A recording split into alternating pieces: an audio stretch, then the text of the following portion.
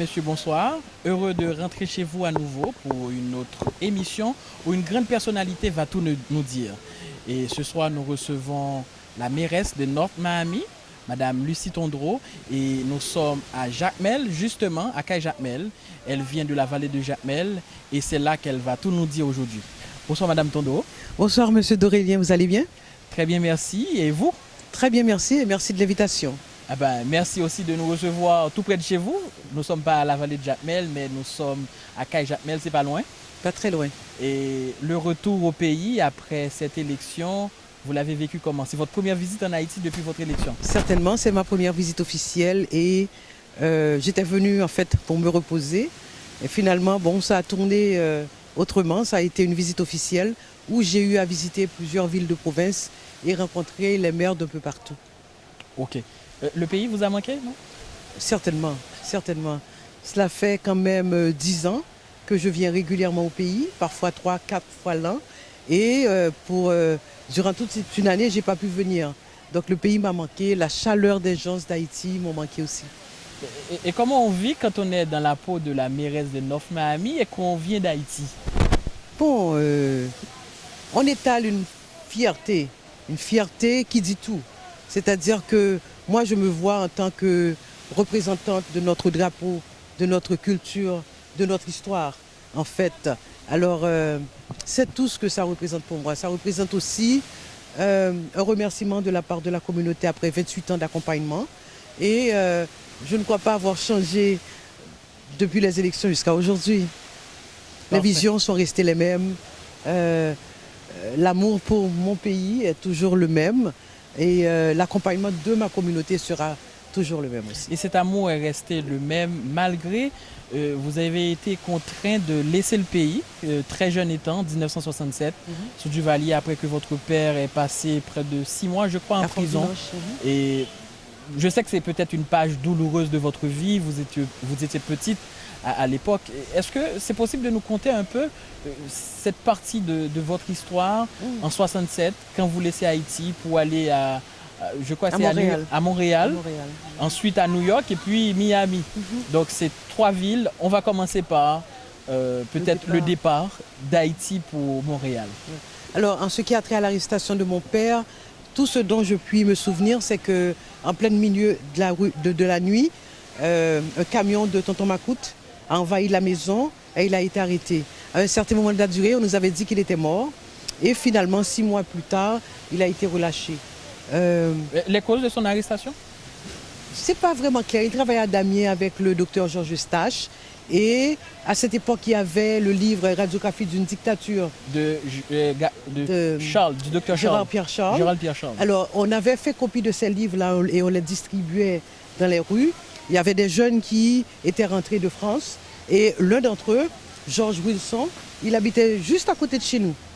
Donc, il a été arrêté aussi. Lui, on ne l'a jamais revu et mon père a été relâché après 6 mois. Donc, votre père a été arrêté parce qu'il distribuait juste un livre? Non, il ne distribuait pas. On l'a associé avec notre voisin. Ah, c'est votre voisin qui distribuait les livres? Oui. Pas votre père? Non, non. Ok. Et vous avez laissé Haïti pour Montréal. Bon, jeune étant, vous n'avez rien compris dans ce dépaysement, non? Si, j'avais compris. J'avais compris que je n'allais plus revoir mon pays. J'avais 7 ans. Je n'avais plus revoir mon pays. Et mon père, qui était foncièrement attaché au pays, nous élevait comme si on était en Haïti. Et il nous faisait croire qu'un jour, naturellement, on devait revenir au pays. Et il nous racontait les anecdotes d'Haïti, les gens, le peuple et autres. Alors moi, entre-temps, ce que j'ai fait en grandissant alors, j'ai voyagé à travers la Caraïbe, cherchant Haïti. Ne trouvant pas Haïti à travers la Caraïbe, je suis allée jusqu'en Côte d'Ivoire, où finalement j'ai cru trouver Haïti. J'y ai vécu pendant 6 mois. Et naturellement, sur l'assistance de mes parents, j'ai dû revenir. Sinon, j'allais rester en Côte d'Ivoire. Ok. Alors, quand vous êtes arrivé à Montréal, vous avez peut-être épousé la vie à Montréal, allé à l'école. Et comment a été cet accueil dans cette nouvelle communauté, ce nouveau pays, cette nouvelle ville? Ça a été très difficile pour nous. D'ailleurs, en tant qu'enfant, on ne savait pas ce qu'était le racisme. Alors, on a évolué. Durant mes études primaires, Alors, il faut dire que j'étais ce qu'on appelle chez nous un coq-bataille, parce que les petits jeunes nous appelaient nigger black, chocolat et tout. Et après l'école, moi, je prenais plaisir à les battre. Donc, c'est comme ça, on a grandi. À l'époque, il n'y avait pas beaucoup d'Haïtiens. C'était au moment où Terre des Hommes, à Montréal, s'ouvrait. Il y avait quelques touristes haïtiens, quelques Africains. Et à chaque fois, on rencontrait un autre noir. C'était vraiment la fête. Donc, c'était comme ça jusqu'en 1976, où on a commencé à voir l'immigration haïtienne vers Montréal. C'était en 1976. Mais avant ça, alors on parlait comme les petits Québécois. Donc, à 14 ans, moi, j'ai eu une crise d'identité. Je savais que je n'étais pas blanche du tout. Et quand les Haïtiens ont commencé à rentrer, nous, on ne parlait pas créole, on parlait comme Bon, mais c'est évident, les Québécois. Ans. Alors, ils nous appelaient petits blancs, les blancs nous appelaient petits noirs. Donc, c'était tout un problème, finalement, pour être accepté. Donc, il a fallu participer aux choses haïtiennes, apprendre la culture haïtienne à travers les autres étudiants qui rentraient. À l'époque, j'étais déjà à l'école secondaire. Donc, ça n'a pas été facile, mais cependant, on a pu s'intégrer, on s'est retrouvés finalement. Et c'est comme ça, petit à petit, j'ai pu prendre quelques mots de créole. Vous vous êtes intégré dans la vie à Montréal, mais vous avez migré à New York vers 82, je crois. Après les études collégiales et universitaires, j'ai pas vraiment, enfin, j'avais toujours ce problème parce qu'il était clair pour moi, le racisme était à son plus haut niveau à Montréal. Par exemple, je me souviens quand j'étais petite et ça m'a vraiment marqué. Et c'est pour cela que les gens me disent, qui religion? Mais moi je dis toujours, j'ai pas de religion, ma religion est ma conscience. On allait à l'église à tous les dimanches, mon père est catholique naturellement. Et il fut un moment au cours de la messe où il fallait serrer la main aux autres qui étaient là. Et ils ont sauté carrément, ils ont été serrer la main aux autres personnes. Ça ressemblait, les blancs. Exactement. Donc ça a été vraiment un grand choc pour moi. Et ça a été la rébellion contre les religions parce qu'on nous a dit que Dieu nous avait tous créés égales. Et voilà ce que nous vivons dans la maison de Dieu même. Donc ça a été une période de questionnement pour moi. Depuis, je n'ai cessé de questionner la société québécoise qui à l'époque n'était pas prête à recevoir les Noirs. Et c'est ainsi, en 82, j'ai traversé à New York parce que jusqu'en 82, il n'y avait pas de Noirs qui travaillaient à la banque, il n'y avait pas de Noirs caissières dans les supermarchés, et tandis que la population noire augmentait de plus en plus. Donc pour moi, ce n'était pas l'endroit pour moi, c'était pas pour moi. J'ai décidé d'aller à New York où je me suis beaucoup plus retrouvée, non seulement au sein de la communauté haïtienne. Cette ville cosmopolitaine. Exactement, oui. Exactement. C'est là que j'ai commencé vraiment à militer au sein de Haïti Progrès, au sein de Radio Moment Créole, au sein du journal Haïti Liberté. Vous travaillez comme journaliste ou comme militant? Non, je ne travaillais pas, c'était vraiment une passion pour moi. Je travaillais comme paralégal là-bas, mais cependant, je prenais plaisir dans mes heures libres d'embrasser ma culture. Je donnais des cours de... Vous avez fait des études en droit? En droit, oui. À Montréal ou J'ai commencé à Montréal et j'ai terminé, enfin j'ai pas encore terminé, j'ai laissé tomber le barreau pour aller faire le laboratoire médical à Miami. Ok. Alors, je crois que tout ce que vous avez vécu à Montréal, cette crise identitaire, ce rejet, le racisme que vous avez vécu, ce problème d'intégration comme personne noire, comme haïtien, c'est peut-être toutes ces raisons, ces causes qui vous ont poussé à être une militante, à travailler pour le droit des immigrants, des Haïtiens, à commencer à New York? Non, pas du tout? Du tout. Je crois que je suis née comme ça.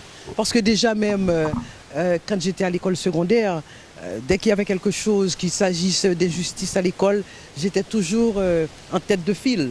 Donc je suis née comme ça, je suppose. Je n'aime pas l'injustice. Je n'aime pas, j'aime tout ce qui est beau. Et pour moi, pour que nous puissions être beaux en tant que peuple, il fallait se tenir la main. Donc à l'époque, c'est moi qui défendais les autres immigrants qui venaient d'arriver. Et encore une fois, je me battais toujours. Alors, je vais reprendre la question d'une autre façon. Si vous n'aviez pas vécu ce racisme, ce problème d'intégration, cette crise identitaire, seriez-vous encore, ou bien auriez-vous été une militante pour les droits humains, le droit des Haïtiens On ne devient pas militant, c'est dans le sang. On ne devient pas militant. Probablement les expériences... On est militant. On est militant. Probablement les expériences vécues en tant que petite fille m'ont poussé à prendre les devants parce que déjà, même avant de traverser à à New York, je militais contre l'apartheid. Il y avait un groupe d'étudiants et j'étais dans tous les mouvements du Parti québécois. Tu vois, donc j'ai toujours aimé me battre, défendre ce qui est juste. Et mon Dieu, lorsque je suis arrivée à New York, c'était OK parce qu'il y avait quand même, j'ai pris connaissance, j'ai pris conscience aussi de la dictature ici en Haïti. Donc j'ai commencé à écrire à travers Haïti Progrès et les autres journaux. Mais c'est vraiment en traversant Miami que j'ai fait connaissance non seulement avec la communauté haïtienne, mais avec le peuple haïtien et enfin Haïti. On dit que North Miami, c'est la bastion de la plus importante communauté haïtienne aux États-Unis, c'est ça? Certainement. Et North Miami, ce sont les Haïtiens de l'État d'Haïti qui ont fait un changement de classe, qui ont déménagé à North Miami. North Miami Beach, certains d'entre eux ont été à Miramar et autres, mais la majorité, une forte portion de la communauté haïtienne réside maintenant à North Miami. On va faire la transition New York et Miami maintenant. Vous avez laissé Montréal parce que c'était invivable. Ouais. C'était le racisme qui prévalait là-bas. Vous n'aimiez pas cette communauté. Non. Maintenant, pourquoi vous avez laissé New York? J'ai laissé New York après la mort d'un père spirituel, Firmin Joseph. Il a été assassiné. Il était le directeur du journal Tribune d'Haïti.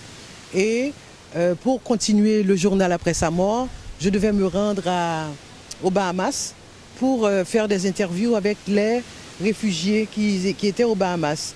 Et l'avion s'est arrêté à Miami pendant 2 heures de temps.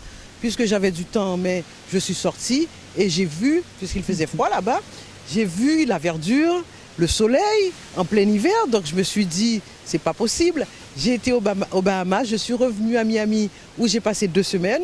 Ensuite, je suis retournée à New York, j'ai fait ma valise, j'ai déménagé à Miami comme ça. C'est peut-être l'appel d'Haïti, l'atmosphère, le temps, peut-être rappelait, réveillait dans votre subconscient le soleil, la verdure d'Haïti? Ça aussi, mais c'était surtout le besoin du peuple haïtien là-bas.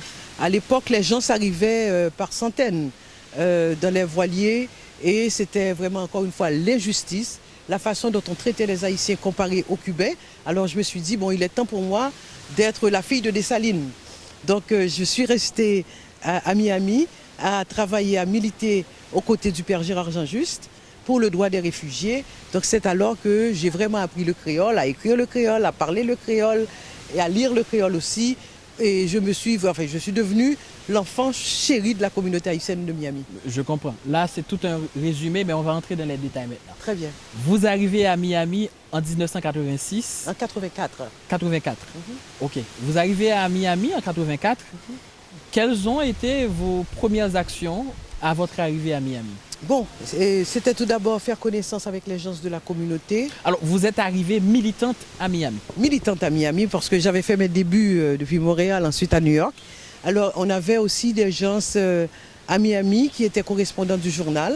Donc, ils m'ont reçu pendant les 2 premiers mois. Ensuite, j'ai dû chercher un emploi où me loger et tout. On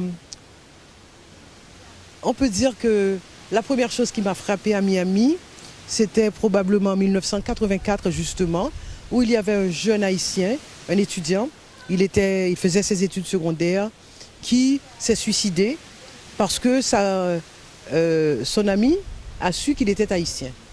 Donc là, il y avait un problème où les Haïtiens refusaient catégoriquement de s'assumer. De s'assumer. Et ceux-là qui avaient un minimum d'éducation ne voulaient pas s'affilier à Haïti. Parce que les images qu'on voyait, c'était surtout les gens qui mouraient au bord de la plage, les réfugiés qui rentraient, les voiliers.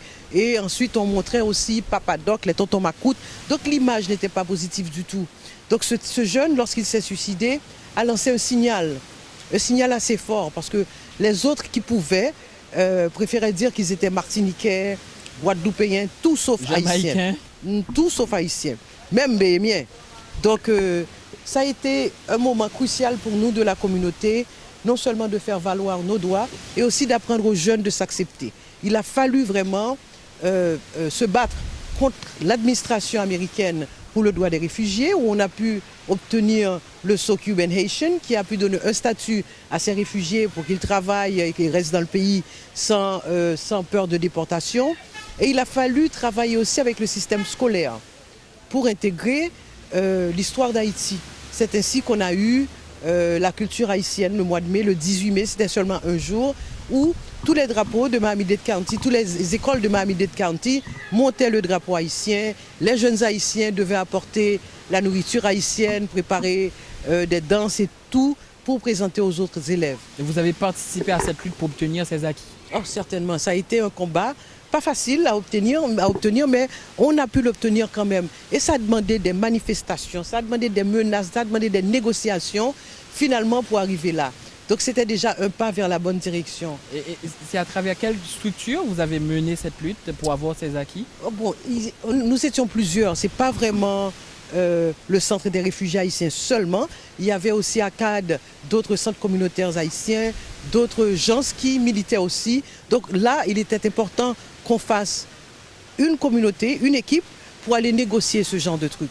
Donc nous étions plusieurs à nous présenter et dès qu'on frappait les pieds, la communauté était debout aussi et nous accompagnait. Nous, on négociait à l'intérieur, les gens étaient dehors à manifester. Et naturellement, vous savez, les médias étaient présents pour dire que bon, les Haïtiens sont là encore une fois à manifester, soit devant l'immigration, soit devant le gouvernement de Miami-Dade pour réclamer nos droits, pour exiger nos droits, parce que quand même, nous étions là et nous étions là pour rester. Et c'est alors qu'on a pu venir avec cette chanson disant non, non, non, nous pas praler, non, non, non, nous pas praler, Amérique c'est pour nous toutes, si malé, ma retourner. Donc c'était pour dire aux autres, hey, vous décidez de nous déporter maintenant, nous allons revenir. Par bateau ou par avion, nous allons revenir d'une façon ou d'une autre, parce que les États-Unis font partie de l'Amérique et Haïti fait partie de l'Amérique aussi. Et nous sommes des Américains. Et nous sommes des Américains aussi. Alors de quel droit est-ce que vous nous demandez, vous nous exigez d'avoir des papiers? Alors ça a été un combat extraordinaire, même au niveau de l'acculturation. Il fallait faire des cours aussi avec les gens de là-bas, parce que les Haïtiens, la tendance ici, ce que j'ai appris plus tard, la tendance ici, c'était quand on sortait, surtout dans les villes de province ou bien même dans les quartiers, c'était demander aux voisins de jeter un coup d'œil sur les enfants. Donc à Miami, les gens ont commencé à faire la même chose. Et puisque nous vivions dans un état de droit, on ne pouvait pas faire ça. Donc il y a le HRS et le département pour la protection des enfants qui débarquaient chez les gens, prenaient les enfants et les plaçaient chez des gens. Donc il a fallu vraiment faire un travail d'éducation avec la communauté haïtienne, mais aussi avec les institutions américaines. Même au niveau hospitalier, les gens s'attendaient, si l'enfant a la fièvre, ils attendaient 3 jours, ils commençaient par leur donner du thé et des trucs comme ça, et la fièvre ne passait pas, même avant d'aller à l'hôpital. Et c'était tout un problème pour les expliquer que en Haïti, c'est l'agent calcaille docteur. Et la majorité des gens qui débarquaient à Miami venaient soit du Cap, du Nord-Ouest, de Port-de-Paix, de Saint-Louis-du-Nord. Alors, c'était des gens qui vivaient en campagne, qui n'avaient pas fait l'expérience. Étant donné qu'en Haïti, on a tendance à tout centraliser, les hôpitaux importants sont dans les villes, n'est-ce pas? Les grandes institutions sont dans les villes, donc beaucoup de ces gens n'avaient pas fait la transition avec certains services qu'on a dans les grandes villes, ou à Port-au-Prince ou au Cap. Alors, ça a été extraordinaire de voir avec quelle rapidité l'assimilation a été faite avec les gens de Miami. Les Haïtiens ont travaillé vraiment, ils ont voulu faire ce changement, ils ont voulu apprendre. Par exemple, je me souviens d'avoir été à Chrome, c'est là où on mettait les gens, des hommes et des femmes à Chrome. Quand on les prenait sur les bateaux, on les mettait là, en attendant qu'on fasse le triage pour savoir qui on allait déporter, qui voulait faire une demande d'asile politique. Alors, j'ai été dans, enfin, on peut appeler ça cellule, là où il y avait une toilette et un lavabo. Les gens buvaient dans les toilettes et faisaient leurs besoins dans le lavabo, parce que c'est là qu'ils avaient vu un trou. Tandis que la toilette, c'est là que l'eau sortait. Eux autres, ils n'avaient pas compris qu'il fallait... Donc c'est juste pour te montrer que cette communauté haïtienne de Miami, que le reste de la diaspora prenait ou bien passait en dérision, ça a été la communauté la plus prospère de toute la diaspora, de tous les endroits où Montréal, Paris, New York, où il y a des gens, excusez, intellectuels, eh bien cette communauté de pieds blanches, comme on nous appelait, eh bien a été la communauté la plus vibrante et a donné le ton à la lutte politique là-bas, politique américaine, au statut de réfugiés de tous les Haïtiens, parce que c'est vrai qu'ils étaient en grand nombre à Miami, mais aussi il y avait des réfugiés un peu partout. Alors c'est grâce à nous que les Haïtiens, d'ailleurs aux États-Unis, ont pu recevoir leur carte de résidence. Ça a été une bataille menée à travers Miami. C'est pour ça qu'on nous appelle la capitale de la diaspora. Je comprends. C'était toute une démarche d'éducation, de rééducation. Est-ce qu'il y a un moment, il y a une anecdote qui vous a marqué dans cette période où maintenant vous luttiez pour vos droits, qu'on reconnaisse vos droits d'immigrants. Maintenant, une anecdote dans cette lutte pour rééduquer le peuple pour son insertion dans cette communauté. À côté de l'histoire il y en a tellement. De l'histoire malheureuse de la cuvette et du lavabo. Il y en a tellement. Par exemple, je travaillais à l'université de Miami. Ensuite, il y a une dame qui a amené son enfant à la clinique. L'enfant avait une infection à l'oreille. Et puis le médecin lui donne des antibiotiques pour l'enfant. Elle lui dit, tiens, tu lui donnes ça 3 fois par jour. Alors maintenant, l'enfant avait une infection à l'oreille. Ce que la mère a fait naturellement, qui est totalement logique, elle lui donnait l'antibiotique dans les oreilles. Et 3 cuillerées. C'est pour ça, jusqu'à aujourd'hui, si vous allez à Jackson ou bien quel que soit chez les médecins partout, ils disent il faut prendre une petite cuillerée à tous les 6 heures de temps par la bouche. La précision. Là, maintenant, ils sont précis. Et c'est de même, par exemple, il fallait faire le contrôle des naissances parce que les gens se disaient avant que c'était Dieu qui donnait les enfants. Donc ils ne voulaient pas prendre faire de planning. Ou bien pas faire de planning. Familial. Donc maintenant, ils vont là-bas à la clinique, on leur donne des pilules contraceptives. Tu sais ce qu'elles faisaient, les dames? J'imagine. Tu peux t'imaginer, hein? Elles donnaient ça à leur mari. Elles donnaient ça à leur mari parce que c'était lui le vagabond. Il faisait des enfants à l'intérieur, à l'extérieur. Donc si lui, il le prend, il ne va pas tomber enceinte. Donc tu vois, ce sont ces petites choses-là que nous prenons pour acquis, mais qu'il fallait vraiment éduquer la communauté. Et le grand moment pour nous était lorsque, à Chrome Détention, on faisait des expériences sur nos hommes qui étaient emprisonnés là-bas et ils sortaient avec des seins. Donc il a fallu ça faire un scandale monstre, il fallait dédommager ces gens-là et encore ça a été... Donc il y avait ça aux États-Unis? Si, on nous prenait pour des cobayes, tu vois. Donc heureusement pour nous, on a pu prendre ça en main. Ils ont dû dédommager ces familles, naturellement. Donc ça a été une bataille constante. Alors aujourd'hui, Miami, comme vous voyez, a été la première ville des États-Unis qui a pu mettre un Haïtien au pouvoir, à un poste électif. Et on a continué, on a multiplié. Les gens de Miami, ce sont les gens qui ont pu acquérir plus de maisons là-bas. Et avec le peu qu'ils faisaient, ils savaient comment économiser. Ce dont nous autres qui avons passé des années à l'école n'avons pas appris à faire. Mais eux, ils travaillaient, je ne sais pas, pour 2,50 $ l'heure, mais ils ont pu non seulement économiser, leur acheter une maison et s'occuper de leur famille qui était restée en Haïti. Alors, vous étiez pas tout le temps militante à temps plein. Vous faisiez quoi à côté de votre vie de militante? Quand j'ai étudié en tant que technicienne en laboratoire médical, donc ce que je faisais, je travaillais la nuit pour avoir le temps au cours de la journée aller et participer, organiser les manifestations, être à la radio, encadrer les gens avec leurs papiers d'immigration et tout. Donc à l'époque, puisque j'étais très jeune, j'avais encore la force, j'avais l'endurance de faire tout ça. Je travaillais de minuit à 7h30 du matin, je rentrais à la maison, je dormais pendant 2 heures de temps et j'étais dans les rues à l'île de Haïti pour travailler avec la communauté. Et vous faisiez toujours avec quel statut? Vous étiez, je ne sais pas, membre d'une association? Je faisais partie de l'équipe de Père Jean-Just VEO.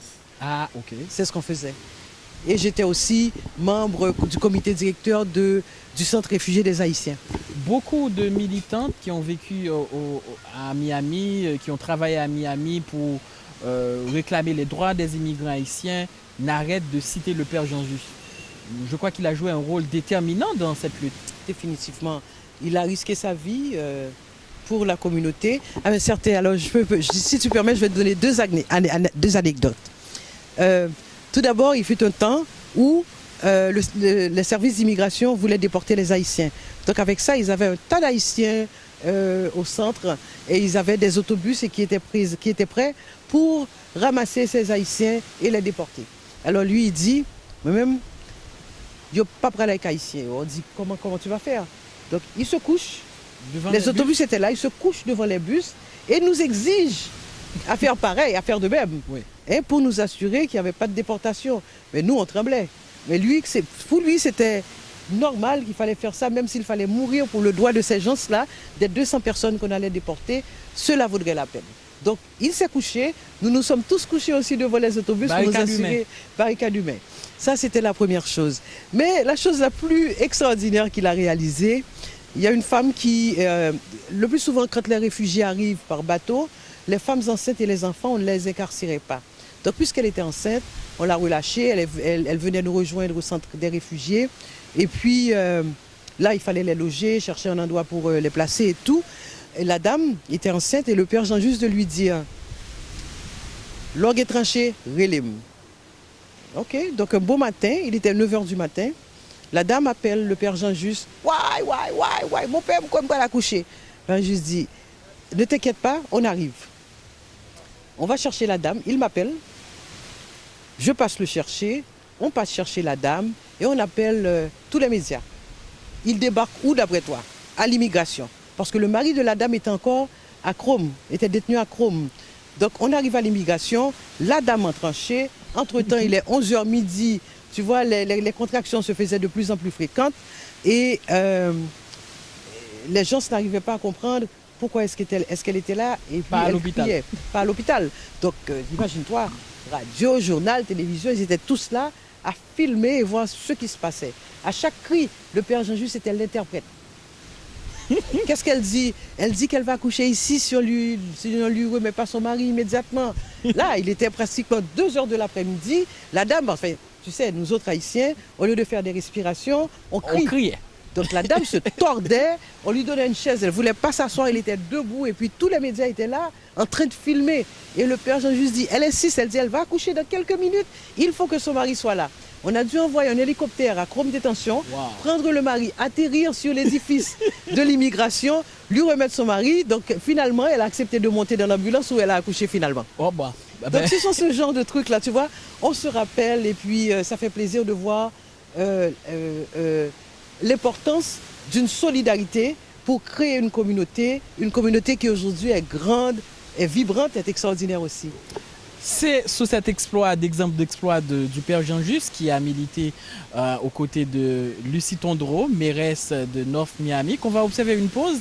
On revient tout de suite pour la suite de cette interview où la mairesse de North Miami, Lucie Tondreau, va tout nous dire, ou bien est en train de tout nous dire.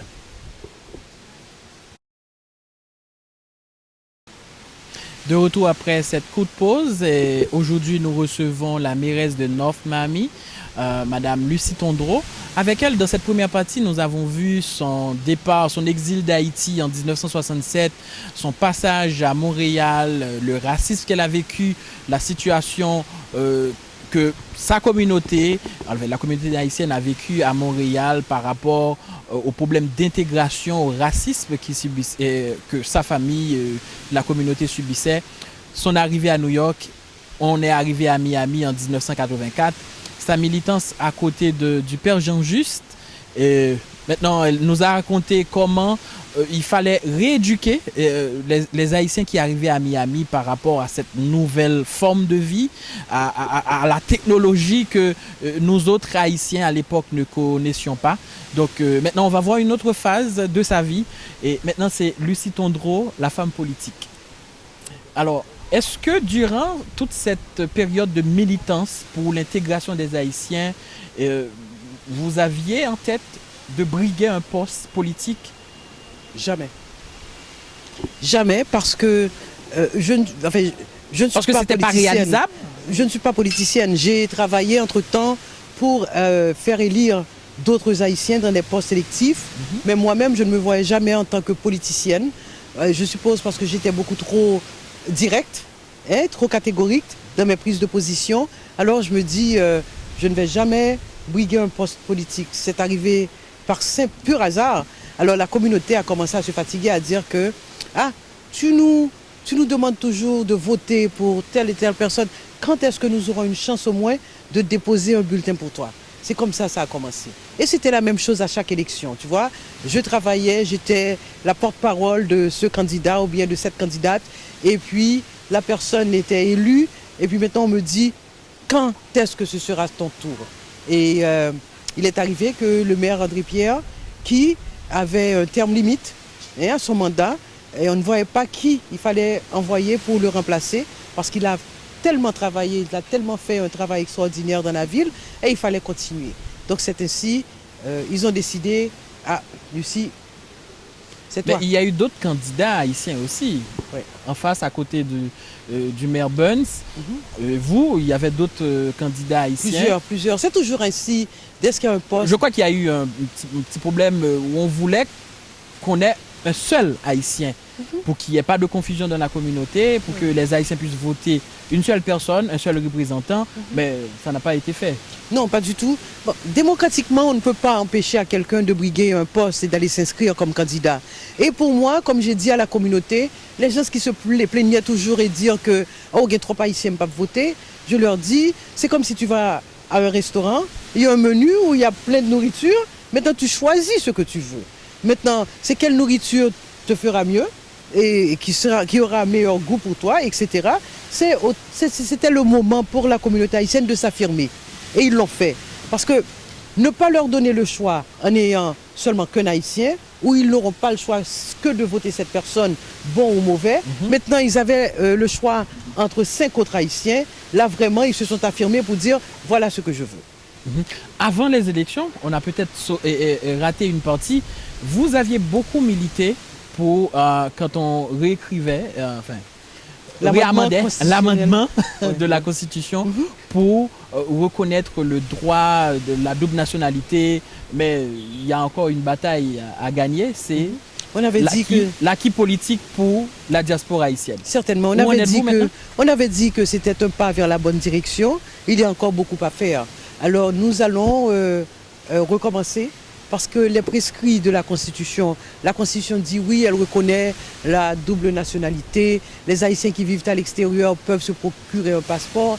Maintenant, l'aspect tangible de la double nationalité reste à faire à travers le Parlement. Donc c'est ce travail-là que moi, en tant qu'élu, je vais continuer de faire. Alors, est-ce que vous pensez que les Haïtiens qui sont au niveau de la diaspora, ils ambitionnent de briguer des postes en Haïti? Est-ce que c'est pour eux un acquis important? Non, c'est pas le fait de vouloir briguer un poste politique, c'est l'acceptation, tu vois. Parce que si on est haïtien, on l'est à part entière. Exactement. Non? Lorsque les Haïtiens qui sont à l'extérieur, Haïti éternue, la diaspora a la grippe. Nous faisons de notre mieux. Les gens d'ici nous reprochent d'avoir quitté le pays. Mais on n'avait pas le choix. On nous reproche aussi d'avoir vécu à l'étranger pour X nombre de temps. Mais on ne vous reproche pas d'être le poumon de la vie de beaucoup d'Haïtiens ici. Voilà. Et encore, l'Haïtien est obligé de prendre une citoyenneté étrangère. C'est pour faciliter les autres qui sont restés là-bas, les autres qui sont restés en Haïti, pour venir. Et ensuite pour pouvoir s'affirmer aussi. Parce que quand on a un bulletin de vote aux États-Unis, ça représente beaucoup. On peut faire pression sur l'administration américaine pour beaucoup de choses en ce qui concerne Haïti. Donc c'est pour pouvoir aider Haïti, encore une fois, que les Haïtiens ont décidé de se faire citoyens. Maintenant, on est puni par la classe politique, on peut dire, pas la population, parce que je pense que la population comprend très bien ce qui se passe, mais par la classe politique qui nous dit que nous avons laissé tomber le pays. Mais encore, je pourrais dire que moi, si je devais faire un acte en justice contre la classe politique haïtienne, je pourrais leur dire que lorsque j'ai laissé Haïti, le pays n'était pas dans cet état. Qu'avez-vous fait de mon pays? Quelqu'un l'a dit récemment. Qu'est-ce qu'ils ont fait de... Ah bon? Jean-Claude Duvalier l'a dit récemment. Mais vous n'étiez pas en train de le répéter, non? Non, ça je l'ai répété il y a 2 ans de cela, bien avant l'arrivée de M. Duvalier, je pense. Ah c'est vous qui l'a répété peut-être. Yes. J'avais fait justement sur Radio Caraïbe à Ramasser, avec le docteur Buteau, l'ancien sénateur Thionep Delpé, Caplume, ils étaient tous là. Donc ils nous reprochent quelque chose. Moi aussi, j'ai autant de choses à leur reprocher. Alors, vous croyez que nous avons beaucoup régressé depuis votre exil en 1967 à aujourd'hui? Vous croyez que nous étions à un point et que maintenant nous ne le sommes plus en termes de reculons? Oui, certainement, mais même quand on regarde la jeunesse haïtienne. Alors il faut dire que ce que nous vivons là sont les retombées de la dictature. Des 30 ans des Duvalier, maintenant ce sont les retombées des 30 ans que nous vivons là. Par exemple, c'est pas la faute des politiciens alors. Bon, écoute, ils étaient là aussi. Hein, ils auraient pu mieux faire. Ils auraient pu mieux faire. Parce que quand même, après 30 ans de dictature, où Duvalier-Père, lui, il exilait les cerveaux du pays. Oui. Regarde-moi ce que nous avons maintenant au niveau éducatif. Tu vois, Haïti avait produit les intellectuels les plus extraordinaires du monde. L'Afrique en a largement bénéficié. Tu vois, il y a une fuite de cerveau. Aussi. Oui, c'est l'Afrique et le Canada, d'autres pays étrangers qui en profitent. On a une fuite de cerveau dans le pays qui nous donne ce que nous avons là. Et quand je vais à des endroits et je vois la jeunesse haïtienne aujourd'hui, ce n'était pas ce que j'avais connu, ce n'est pas non plus ce que mon père m'avait parlé des gens en Haïti. Le dimanche à 4 h du matin, on se levait pour aller à la messe. Il y avait des trucs là. Je vois un peuple qui s'américanise de plus en plus et qui se distancie de notre culture, de notre histoire. La majorité des jeunes ne connaissent même pas l'histoire vaillante de ce pays. Vous vivez aux États-Unis, vous êtes maire de North Miami, mais vous reprochez au peuple de s'américaniser. Non, non. C'est pas contradictoire? Non, non. C'est pas paradoxal, non? Non, non, du tout. Il n'est pas mauvais de prendre ce qui est bon de l'étranger. Mais c'est quand on ramasse ce qui est mauvais de l'étranger et l'impliquer ici, c'est dangereux. Parce que quand même, la génération à venir regarde ce que nous faisons en tant qu'adultes pour nous imiter demain. Qu'est-ce qu'il nous reste de la culture? Combien d'enfants aujourd'hui connaissent l'histoire de notre pays? Je n'ai pas étudié l'histoire d'Haïti ici, malheureusement, mais j'ai dû l'apprendre. J'ai dû l'apprendre afin de défendre mes cas quand il s'agissait d'éduquer la communauté étrangère et aussi la communauté haïtienne. Maintenant, combien de nous savons quelle fierté que nous avons? Je reviens au pays, je vois que nous avons un pays extraordinaire et pour une raison quelconque, les gens persistent à vouloir le quitter. Et le pays persiste aussi à vivre dans la mendicité, tandis que nous avons tout à offrir, nous n'avons rien à envier aux pays étrangers. Si nous revenions aux politiciens, ils vous diraient... Attention, c'est la militante là qui parle, il faut faire attention. Ils vous répondraient, c'est vrai, on avait tel ou tel acquis avant, mais maintenant on a un acquis important. On a la démocratie, on a le droit à la parole. Bon, n'est-ce pas un acquis super important?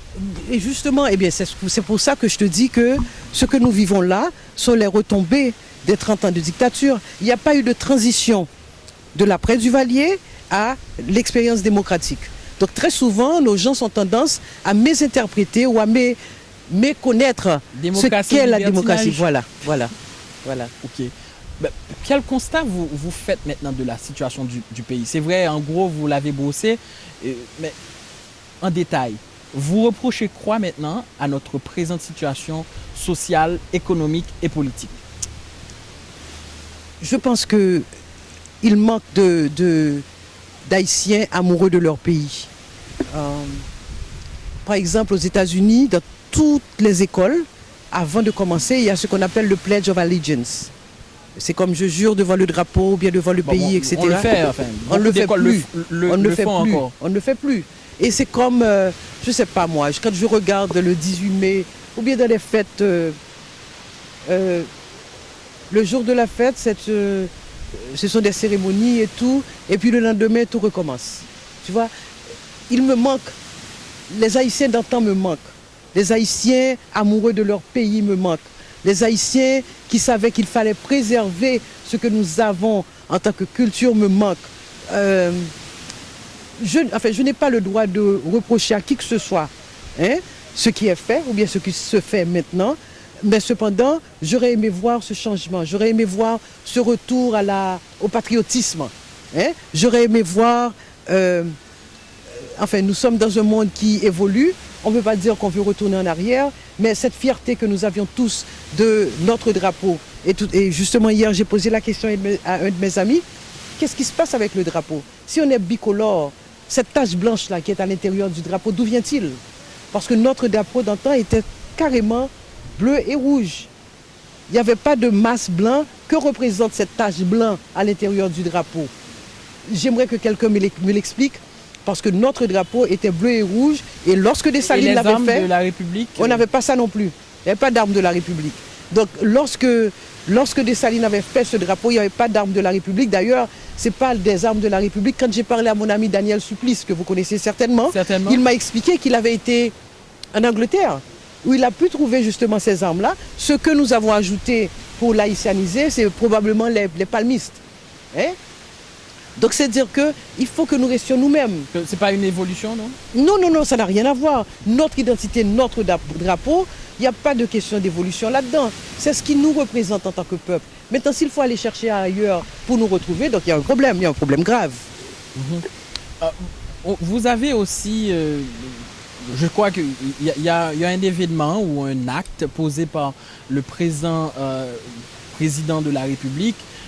C'est la taxation des appels téléphoniques et des transferts au niveau de la diaspora. Je crois que ça a un peu soulevé quelque part des gouailles dans certaines communautés. Et continue à le soulever aussi. Et comment votre communauté à North Miami perçoit cette décision? Les gens réagissent très mal. Alors il ne faut pas mésinterpréter la réaction des gens. S'ils voyaient vraiment que bon, on paie un taxe, ou il y a des taxes sur le téléphone et pour l'éducation, et qu'on pouvait voir vraiment d'où allait cet argent. C'est le problème de transparence qui nous fait défaut. Enfants qui vont à l'école. Nous avons eu le tremblement de terre en 2010 où on a perdu près de 6000 écoles. Maintenant, si tu me dis qu'il y a 1 million d'enfants qui a été mis en classe, dans quelle école? Où sont les écoles? Et dans quelle classe? Il faut être logique, il ne faut pas avaler tout ce qu'on te dit. À Miami, enfin aux États-Unis, on a l'expérience de la transparence. S'il y a des taxes qui sont prélevées pour telle et telle chose, on peut voir, et il y a des livres ouverts qui permettent à tout un chacun de vérifier. Et je crois que c'est ce qui dérange les gens. C'est l'opacité par rapport à l'utilisation de ces fonds. Très certainement. Ok. Maintenant, la prochaine étape de notre interview, c'est votre élection comme mairesse de North Miami. Et ce jour-là, vous l'avez vécu comment? C'est comme un couronnement par rapport à vos années de lutte, ou c'est une première étape dans l'accomplissement d'autres objectifs que vous avez peut-être? Certainement, c'est une première étape. Et en étant maire de la ville, j'ai réalisé qu'en étant élu, il y a plusieurs choses qu'on peut faire pour aider, pas seulement en tant que militant, parce que quand on est militant, supposons que je t'appelle pour, je ne sais pas moi, pour X, Y ou Z, et si tu sais que c'est le maire de la ville de North Miami qui appelle, tu seras beaucoup plus enclin à répondre au téléphone que si c'était l'activiste. Donc j'ai beaucoup plus de possibilités maintenant à ouvrir d'autres portes pour ma communauté, et celle d'Haïti aussi, en tant qu'élu, en tant que militant. La prochaine étape, ce serait quoi? Député, je ne sais pas. Sénateur? La communauté décidera, c'est pas à moi de décider. Vous êtes la deuxième personne, je crois, noire, à être élue maire à North Miami. Non, la troisième, mais la première femme. La première femme, effectivement, mais la troisième personne noire à être élue à ce poste. Et c'est avec quel sentiment vous avez brigué ce poste, comme noire et comme haïtienne aussi? De fierté. Et comme puisque j'adore les défis, c'est encore un autre défi pour moi à relever en ce qui a trait au succès de la ville, la fierté de ma communauté, des possibilités pour ouvrir les portes et créer pour ma communauté et pour la ville tout entière. En fait, la fierté jacmelienne d'ailleurs, vous savez, je n'ai jamais Jacmel très loin. Nous rappelons que nous sommes pas loin de Jacmel, nous sommes à Caille-Jacmel. Nous sommes à Caille-Jacmel. Alors, je pense que chaque Haïtien, d'où qu'il vient, représente leur pays. Dans quelle que soit l'activité qu'il accomplit, c'est un geste patriotique, un geste haïtien. Naturellement, quand on est élu, on dit que Haitian American ou an American, mais quand on fait quelque chose de mal, on dit que c'est un Haïtien. Donc il revient à tout un chacun de se comporter d'une façon à ne pas laisser derrière ce bicolore. Parce que les gens essaient vraiment de salir notre image en tant que peuple. J'imagine qu'on nous fait payer encore notre fréquencité de premier pays noir à être indépendant. Notre indépendance précoce peut-être. Alors il revient à tout un chacun de se souvenir ce que nous représentons en tant que peuple. Alors moi je vais continuer à faire la promotion d'Haïti, à encourager plus de gens à venir au pays et en fait à représenter mon pays et mon pays d'adoption avec autant de fierté. C'est une grande victoire pour la communauté haïtienne si on retourne en 1984. Il y avait tous ces problèmes d'immigration, il y avait ces immigrants qui arrivaient par la mer de façon irrégulière, pas illégale, irrégulière.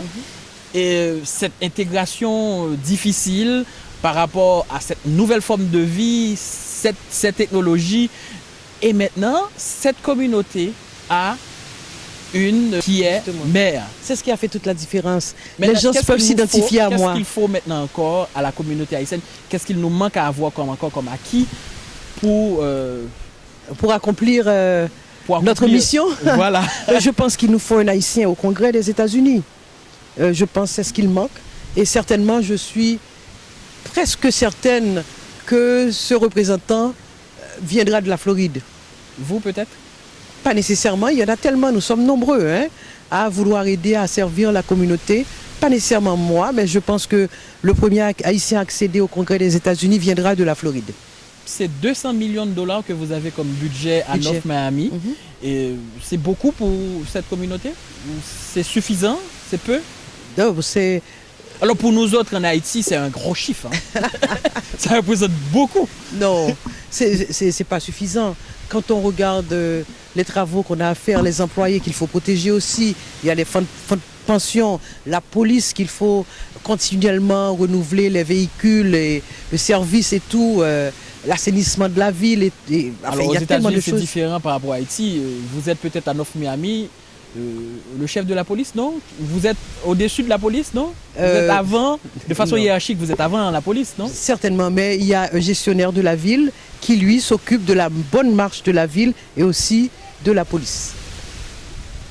C'est peut-être mieux réglé parce que vous avez plus de moyens, c'est peut-être mieux organisé parce que vous avez tous ces acquis aux États-Unis. Il y a déjà une structure. Je ne pense pas que c'est le nombre d'argent qui compte. C'est la structure qu'il nous faut. Alors, ce que j'allais vous demander, c'est... Vous avez des acquis que nous n'avons pas en Haïti.